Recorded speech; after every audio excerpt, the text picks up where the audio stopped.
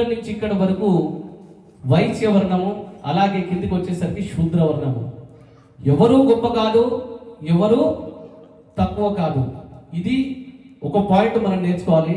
రెండో పాయింట్ మనం నేర్చుకోవాల్సింది ఏంటంటే, ఈ ఇంతకుముందు వచ్చిన ఈ తుఫాను గాలి ఇదంతా కూడా సముద్రం అంతా కూడా ఏంటంటే సంసార సముద్రం అండి, సంసార సాగరం. అది యాక్చువల్గా ఏ విద్య తెలిసినా ఏ విద్య తెలియకపోయినా అన్నిటికంటే తెలుసుకోవాల్సిన ముఖ్యమైన విద్య ఏంటంటే తారక విద్య.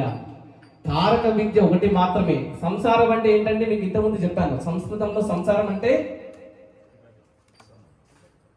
చెప్పాలి, ఎన్నిసార్లు చెప్పాను మీకు? పుట్టుక మరణం. కొట్టాల బాబు, చెప్పండి, కొట్టాలి గట్టిగా. సంసారం అంటే అర్థం ఏంటంటే పుట్టడము, మరణము, మళ్ళీ పుట్టడము, మళ్ళీ జన్మించడం, మళ్ళీ చనిపోవడం, మళ్ళీ జన్మించడం. ఇది ఒక సంసారం, ఒక సర్కిల్. ఈ సర్కిల్ నుంచి బయటపడాలంటే తారక విద్య. తారక విద్య అంటే తారక రాముడి నామము. ఆ నామం ఒక్కటే మనకి ఈ సంసార సాగం నుంచి బయటపడేస్తుంది. అక్కడ ఏం జరిగింది? వాడికి తెలిసిన విద్య వల్ల ప్రాణాలు బయటకు వచ్చాయి. ఎవరిది? పడవ వాడిది ప్రాణాలు బయటకు వచ్చాయి.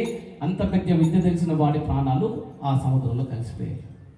ఇది మనం తెలుసుకోవాలి. అలాంటి తారక మంత్రాన్ని శ్రీరామచంద్రుడిని మనము పిలుచుకుందాము.